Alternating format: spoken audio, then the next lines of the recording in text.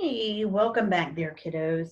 Here we go into chapter 9, which is human development. Those of you guys that have already taken the full course, the DEP 2004 level human growth and development course, a lot of this or all of this really is gonna be familiar. For those of you that haven't taken the DEP 2004 level human growth and development course, this would be a good preview into the course. Of course, pretty much everything that you're going to see on this in this presentation is going to be, either have its own. It'll have its own space and chapter and time in the book. I mean, of course, the textbook for DEP will go into obviously a lot more detail. Um, uh, in a lot more detail of what each individual topic is about. But just a brief either overview or preview, or if you're going through it now, then again, some of it will be a repeat, and some of it will be some upcoming material. So, all right, without further ado, here we go. There we go. All right, so chapter 9, human development.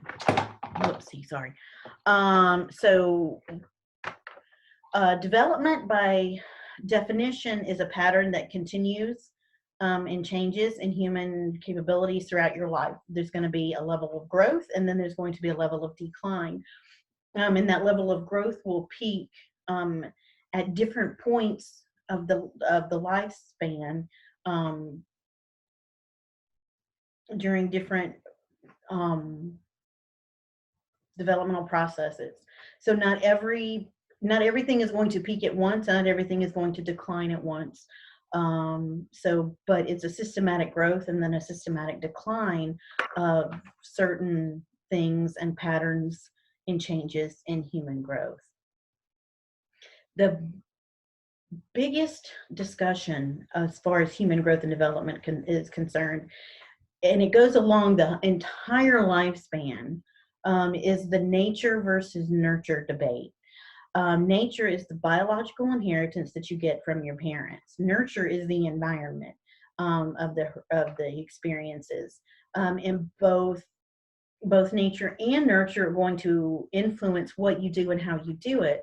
But each can be each is not necessarily dependent upon the other. And then, of course, you will individually make decisions and you will take active roles in your own development.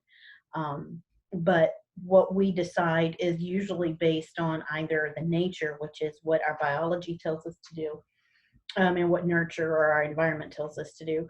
One of my favorite things about nature nurture, even though you don't necessarily know, the biological things that you do, even though you may not necessarily know you do it, or is caused by biology, is if you guys have ever seen Forrest Gump, in one of the last, or towards the end of the movie, when Forrest meets his son, sorry, spoiler alert, you'll see the little boy sitting there watching TV with Forrest, and they're sitting on the floor, and then all of a sudden both of them kind of tilt their head. Now that obviously the little boy didn't know that his dad did that, but sometimes that we all have those funny little things that we do that we don't necessarily realize where they come from. Parents or say to their kids, "Oh, you do that just like your grandfather used to do," or whatever. So it's that nature nurture balance of our existence. Children in and of themselves are pretty darn resilient. So early life experiences, later life experiences, are going to influence how we act. It's the text asks what has a greater experience, what has a greater impact, early or later experience. And that's really for you to decide. I mean, it has obviously, earlier experiences, we have, more time to kind of digest those and think about those. But the later experiences are obviously more fresh and more relevant to what's going on right now. But resilience is talking about a person's ability to recover or adapt to difficult times or situations. The more resilient the child is, the more capable of an adult they are apt to become. Um, so the beginning of the human growth and development starts well back, even before your mother knew you existed. So 1 to 2 weeks, this is post conception. So the weeks are a little different here than they are if you will go to the doctor and the doctor talks about how far along you are. So the germinal period is 1 to 2 weeks after conception. If you were looking at from your last menstrual cycle, that would be um, 3 to 4 weeks. So if you're looking at so the book talks about after, post gestation. So if you're thinking about how far along in the pregnancy you are, you would add 2 weeks to these numbers to kind of give you just a little bit of a different perspective. So conception, fertilization, a zygote is what they call those first few cells as it starts to divide. And then from the zygote, the embryonic period, so this is the embryo, this is a tiny little human, everything that they need, everything that the baby needs is going to be there, is going to develop between weeks 3 and 8. And then what happens after week 8, everything is, okay, so go back. So the differentiation of tissue, the layers that will become skin, eyes, hair, nails, what's going to become the central nervous system, what's going to become the internal organs. Okay, and then the brain functions, organ formation. Okay. And then from 2 months on, it's just about growing and maturing. Everything is there that the baby needs. It just needs now time to develop and to grow. Now, things that can harm a baby during pregnancy are what they call teratogens. They can cause birth defects, things like nicotine, alcohol, sexually transmitted infections. And then what the effect of that teratogen is depends on the timing of exposure during pregnancy. Sometimes they can involve genetic characteristics, like a kiddo that has fetal alcohol syndrome. Excuse me, their features look in some ways similar to kiddos with Down syndrome. The facial features will look a little different, and some of the things that you can't see are brain development. Usually kids with fetal alcohol syndrome tend to have learning disabilities as they grow up. And then postnatal environment will depend, after the baby's born, what's going to happen, because as in the first few months or even in the first few years, the brain is just developing so quickly, and anything that is not good that is introduced into the environment of that baby can permanently affect the growth and development of that kiddo, whether it's brain or whatever. So the environment, both before pregnancy, during pregnancy, and after pregnancy, can influence the future of the human person. And I say before because even if mother doesn't necessarily take drugs before while she's pregnant, anything that she has done, any uh,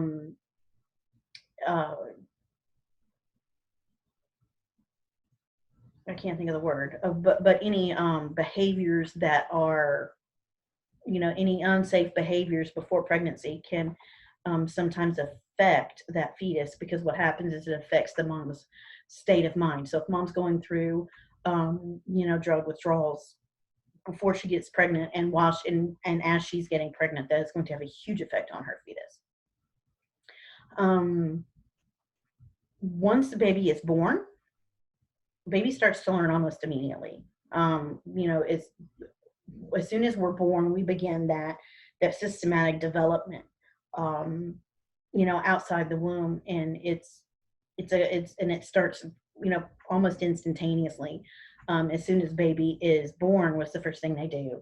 Is they eat, because during pregnancy, the umbilical cord is a source of constant nutrition. So imagine if eating all the time and even when you're asleep, you're eating, and then all of a sudden everything gets cut off. Wait a minute, now that's I'm hungry. I'm used to eating all the time, so the first thing they do is they learn to eat. And then from there, different motor skills. They're going to learn to move around, how to get from one place to another, reach and grasp. Anybody that's ever had a baby and held a baby and had hair, first thing that baby does is reach and grab for that hair. Baby's going to just kind of, it's that, anytime you put it's like a reflex. You touch the palm of their hand and they're going to reflexively, close around it. So anything that touches their little hand they're gonna reach and grab. If they have what they call preferential looking, or if they have what's called preferential looking, meaning they're going to look at what they find more comforting. So obviously when a baby's born, he doesn't know what mom looks like or what dad looks like. But if mom starts to talk, the baby's going to look at mom's face, because he's going to pair the voice that he's heard for so long with that face, and he's going to choose to look at mom because at first, because that's what he knows. Jean Piaget has a set of stages and theories of childhood development. Sensory motor stage, birth to 2. So sensation, object permanence, action to thought, the pre-operational stage, then words, using words and images, reasoning skills, egocentrism, understanding that the world operates outside of themselves. Right. Concrete operational thought, reversibility. Once things are done, sometimes things can be undone. Classification skills, what is this? Recycling. Okay.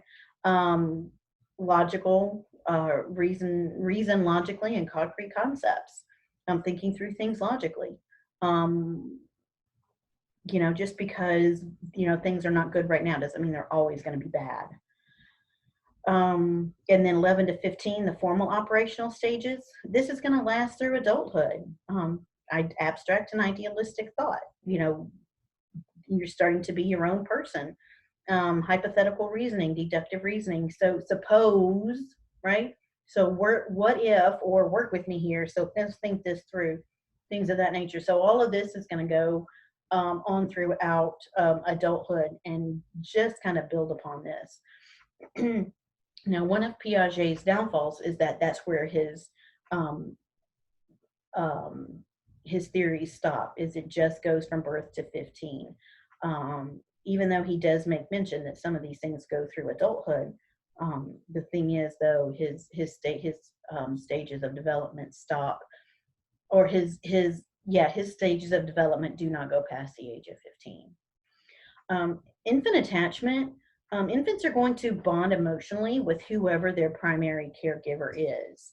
And how, now it doesn't necessarily mean that they're going to attach themselves or attract themselves to positive behavior. It just simply means whoever they spend more time with is who they're going to bond with a little more closely. Now, how that person treats the infant will depend on how can greatly influence their development as they get older. Socio-emotional development. Erik Erikson, he had theory that says development's lifelong, which is his kind of argument with Piaget is that development doesn't stop at age 15; it continues on through life. And then Erikson has 8 psychosocial stages of development, and each stage represents a developmental task. in saying that, you know, you can resolve a crisis, um, and you know, you can have a competence or you can have a weakness, and that's personal. Even if you have an identical twin, you know, your how you perform well or how you perform weakly in something is 110% entirely dependent upon you. The first four stages of Erickson's theory is trust versus mistrust. Are our needs met by our caregivers, and are caregivers sensitive? Autonomy versus shame and doubt. We have our autonomy. We've got our, you know, building on our own self-assertiveness, versus shame and doubt. You know, when we do something, are we congratulated? Or when we do something, are we shamed and going, well, how could you have done that? Or why did you do that? What was the point and purpose behind you doing that? Initiative versus guilt. You know, are you doing something because you want to do something, or are you doing something because it's expected and you're made to feel guilty about it? Industry versus inferiority, mastering knowledge and skills. You know, how well are you advancing, or are you not advancing at all? You know, how, and this is where sometimes the learning disabilities are coming in. So if we have, if we're struggling with knowledge and intellectual skills, that sometimes is the first clue that something might not be quite right.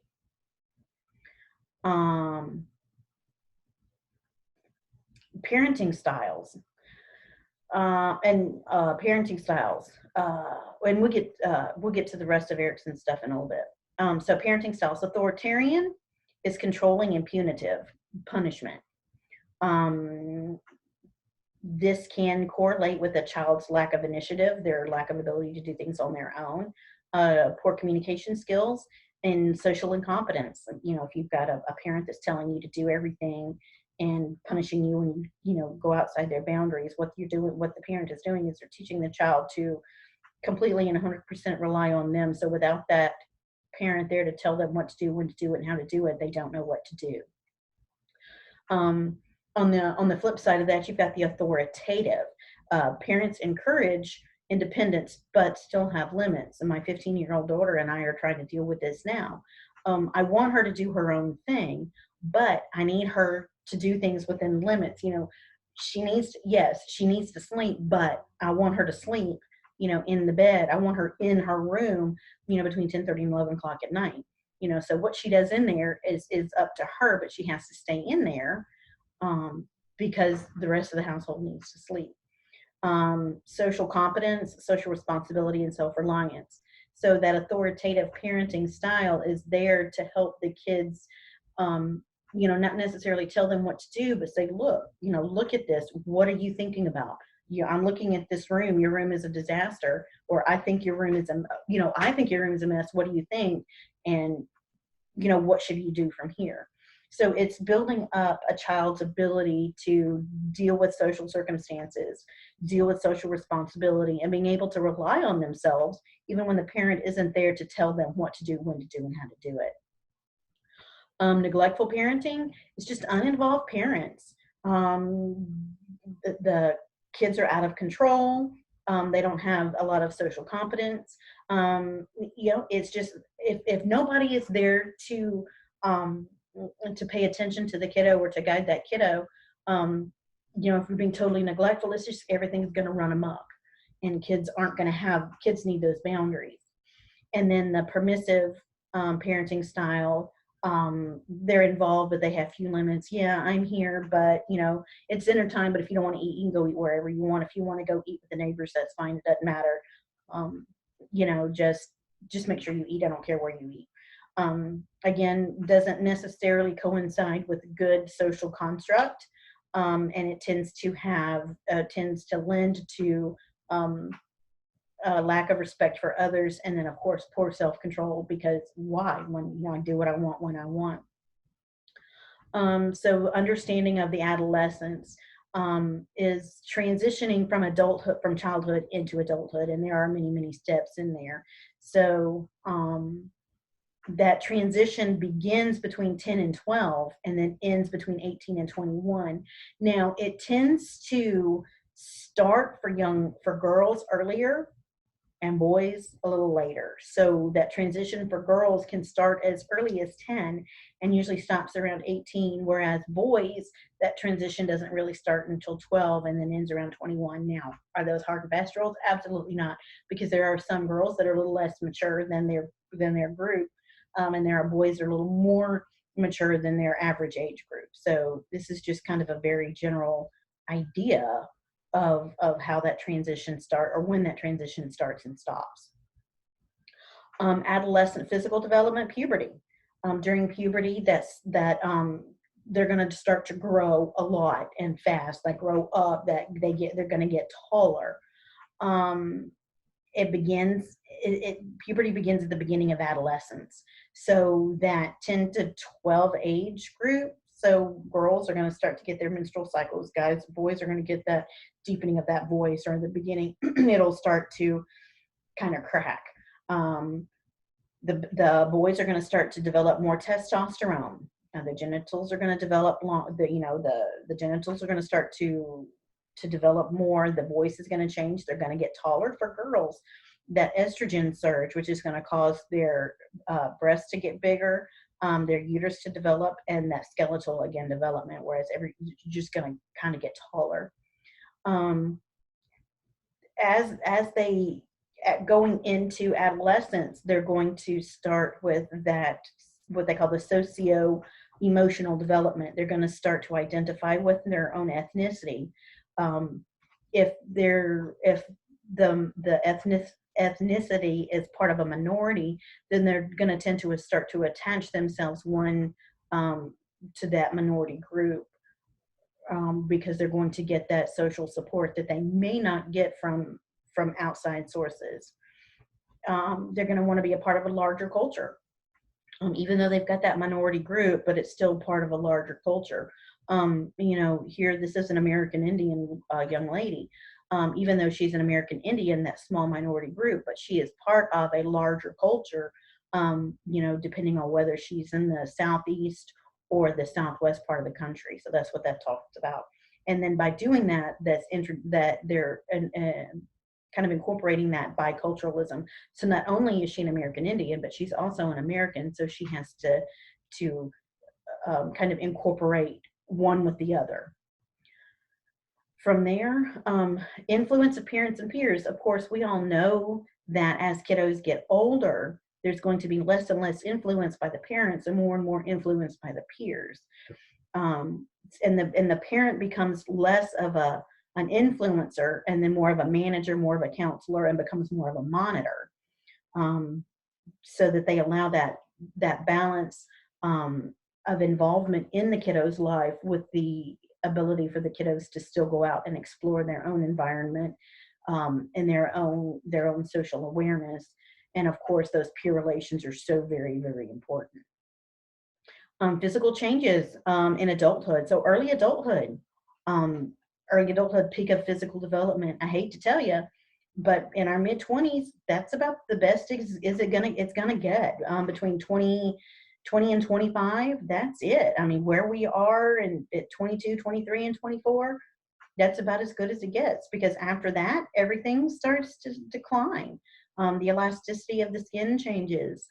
The metabolism starts to change. So if we could maintain that, that thin physique into our 20s, by our mid to late 20s, that metabolism starts to slow down, and we're not as able to stay as thin as we used to. By middle adulthood, sometimes we lose height. We may gain weight. We lose height because of osteoporosis, so the bones are going to become a little more brittle, and therefore we're going to that adds in that compression of the skeletal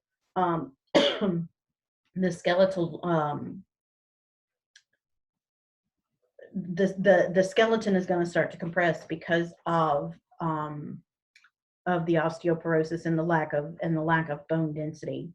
Menopause for women can be as early as late 40s, or early 50s now. Is that absolutely not. It can change depending on whoops it depends on, you know, your biology, your genealogy. There's also the surgical menopause where, you know, that can happen at any point. um, you know, but the menopause is the inability of the female to become pregnant because the period stops, those that influx of hormones stops. And then anything, even though the weight gain may have started in the early, you know, late 20s, early 30s, when menopause happens, that just increases that weight gain even more, because of the lack of hormones. So the that balance of hormones helps with a lot of things, not just you know, fertility, but also in one's ability to maintain that static um, level of weight. You know, so it'll change. In late adulthood, accumulated wear and tear. Your joints start to ache, your knees start to hurt, you're not nearly as flexible as you used to be, and you're less able to heal quicker. Um, you know, the older we get, the less quick we heal. I was in a meeting the other day with my martial arts um, instructor, I guess. You know, and I told him, I said, look, you know, I broke my foot a couple months ago. You know, I busted my knee a couple years ago. And I said, you know, it was my right knee that I messed up, but it was my left foot that I broke. And, you know, when I broke my left foot, I was putting a lot more weight back on that right knee. And so the right knee started to act up and the left foot starting to act up. And he looked at me and he goes, you have to understand, as we get older, we don't heal as quickly as we used to. And so we have to make a lot of concessions. We don't necessarily want to, but understand that if we don't make those physical concessions and we don't start to slow down a little bit, or at least let our bodies catch up, we're going to be in a constant state of trying to catch up. He said, so look, you know, slow down a little bit. Use this opportunity of quarantine to, you know, get on the treadmill, get on the stationary bike, walk around the house some. If you can, walk around the block, but, you know, bit by bit, build back up that physical stamina, bit by bit. Not all at once, because if you do it all at once, you try to if I try to get back in there at the stage where I was 3 or 4 months ago, all I'm going to do is wind up hurting myself more. So you kind of have to give in to that, um, you know, give into that pain a little bit and kind of give yourself, you know, cut yourself some slack. In early adulthood, our cognitive development starts to change from that idealistic to that realistic life view. When we're younger, we have, and there's nothing wrong with it, because if we didn't have that idealism, then, you know, I think it would kind of take away from the mystery of growing up. I mean, I'm listening to my 15-year-old talk about what she wants to do when she grows up, and she wants to do this and do that.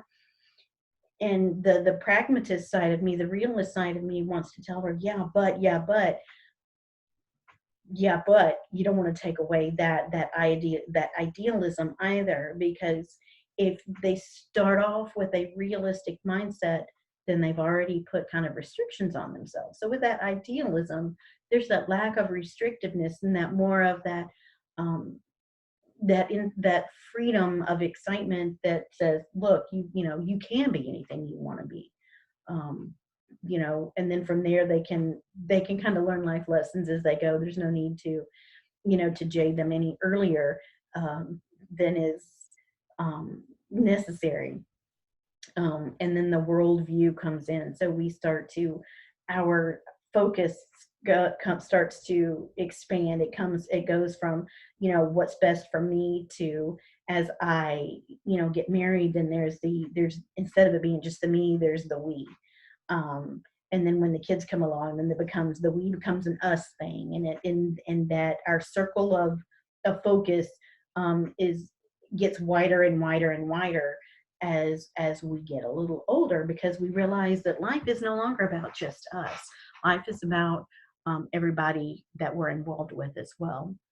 Middle adulthood, our memory is going to peak. We're going to start to forget more and remember less. If those of y'all that were good with numbers, your numerical ability is going to start to decline. And then, you know, it's aggravating, I know, but it's just the way that it happens. So, okay, so this thing's just kind of going off by itself.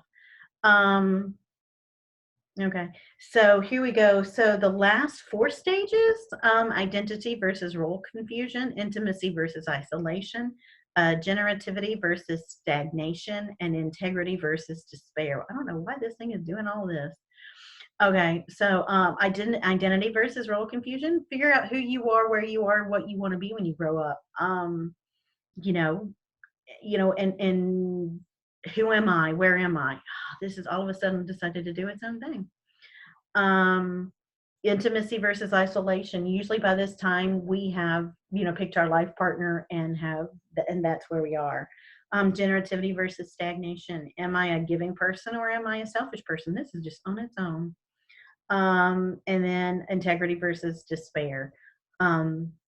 Self-reliance versus giving up, hopelessness versus helplessness. Hopelessness and helplessness versus I can do this on my own, or I can do this. I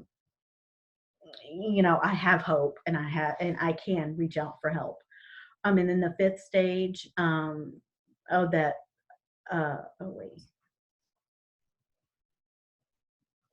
Okay, so here I see what it's doing. So I guess we're going to go through it individually.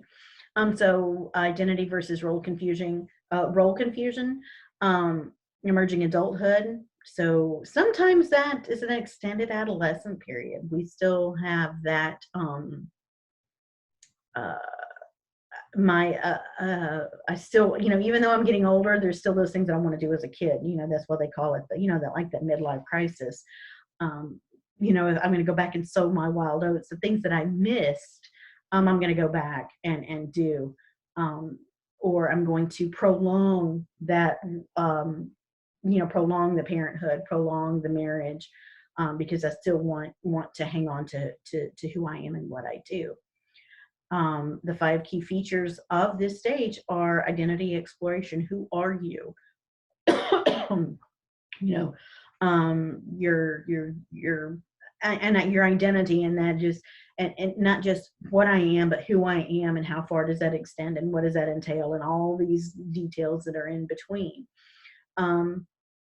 Instability versus stability. Self-focus versus that outward focus. That feeling sometimes we feel in between.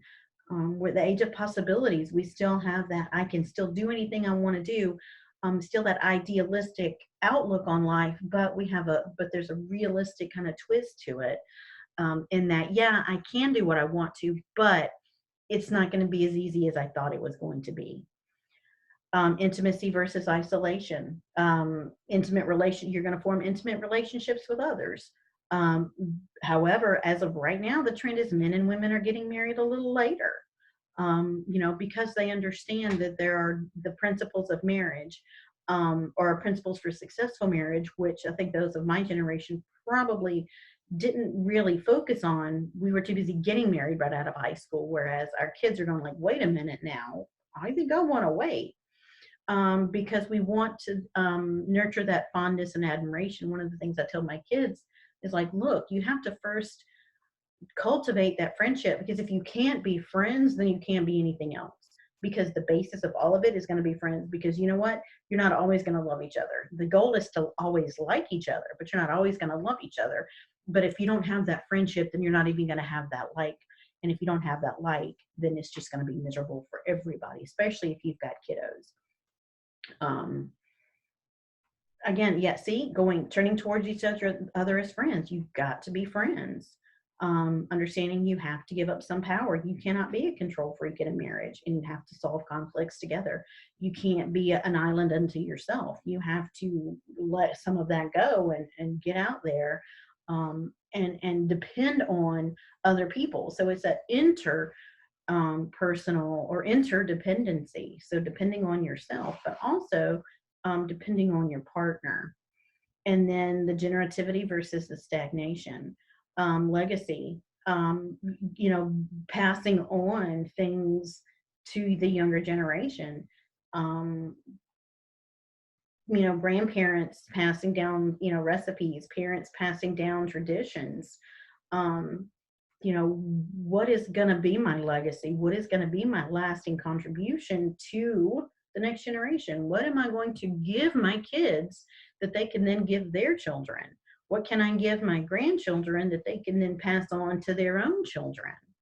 Right? So we have to, it's that in that contribution. So to be there to help our children raise their children, and you know, in as you know, to give our, either to pass on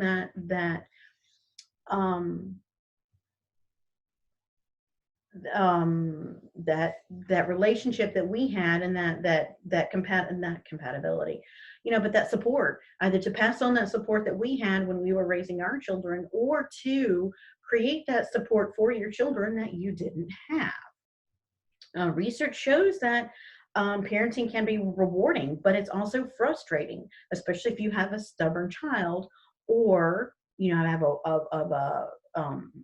a willful child. um, and you know, so, but if there is that frustration, that can reduce emotional well-being of that kiddo. So if you have a strong-willed child, you will have to parent that child differently than you parent a child that doesn't have such a stubborn child, you know, that doesn't have that stubborn personality. Three of my kids, all three of them, totally different, absolutely totally different. How I raised my son is certainly not how I raised my daughters. You know, I didn't raise my first daughter like I raised my second daughter. Everybody is totally different. With every child, I had to have a different parenting style, and it gets confusing and it gets exhausting. And so it's a, that's the one change is the one constant in parenting, because you have to change with times. And two, if it's easy, I promise you're not doing it right. Parenting is never, ever easy.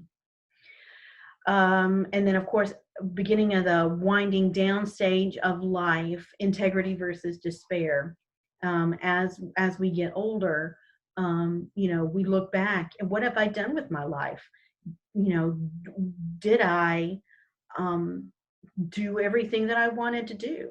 My experience has been, I would rather look back and say I did something and maybe either failed at it or didn't do as well as I had hoped, rather than to look back and go, man, I wish I'd have done something. I would rather do something and fail, or do something and not succeed as well as I wish I would have, than have not done it at all.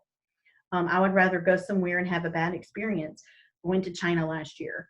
I don't ever have to go back, but I'm glad I had the opportunity to go, because I would rather look back and go, wow, not something I want to do again, to go, instead of going, wow, I had the opportunity and I didn't. You know, so regardless, my life is richer for my experiences, even though they might not have been as positive as I would have liked. Wellness through reminiscence. By reminiscing, we can reestablish sometimes some of that emotional balance. It's easy to get stuck in a certain period of hopelessness or helplessness. But when you look and you reminisce, you're like, okay, you know, look, maybe things weren't as bad as I'm thinking they are. You know, right now is not good. However, there were times that, so by reminiscing, we're going to gain back some of that emotional wellness. And by going through life and reviewing your life, you're going to you're going to find some of that meaning. Um, we have to, believe it or not, or like it or not, I guess we should say, we have to confront our death.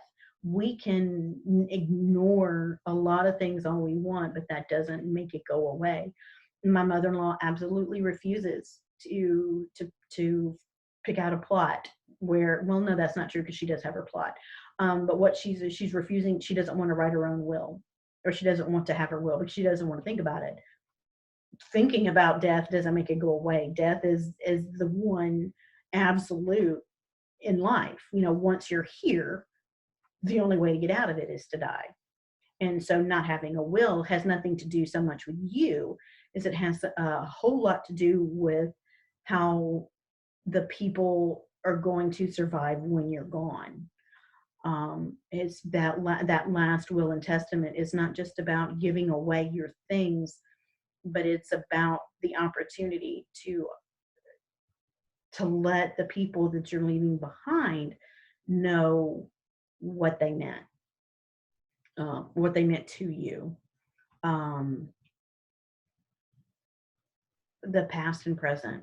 Okay, importance of meaning, past and present.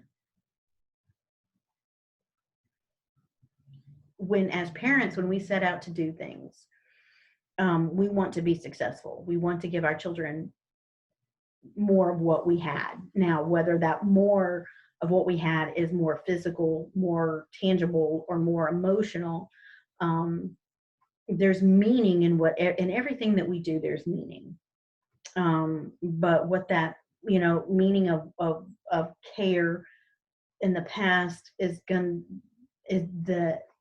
the definition of meaning is going to be different than how we care now. How we cared in the past versus how we care now. The meaning of that caring is going to change. In the past, it was, I cared for you by going to work, by making money so that you could have a house, so that you could have a good education. Meaning now that you're older and that your kids are older, now is more of, I'm not so much trying to work for you. It's now that I'm being an emotional support system for you and being there and changing my role as far as my children are concerned, because as my children get older, they need me physically. They will need me less, but emotionally, they may need me more. And then, of course, because we realize that the time we have left is so limited, we're going to be super selective about who we spend our time with and what we spend our time doing. And even though that's something that we should do throughout our entire lives, because our time is finite. I mean, from the moment that we're born, we do not have this infinite amount of time. We have a finite period of time. We just don't know when the end is going to happen. So as we wind down, as we get towards the end of our lives, or as we perceive ourselves getting, to the other end of the life, that whole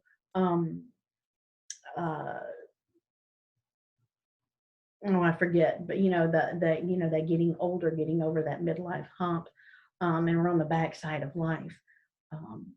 It's easy when even in my 30s, especially my 20s, but even into my 30s, even though I knew that life was finite, there's still that sense of forever. And then once we get into our late 30s, or once I got into my late 30s and early 40s, things as simple as finally getting gray hair. I was lucky enough that I didn't get gray, well, it's silver, but I didn't get any gray hairs until I was in my late 30s.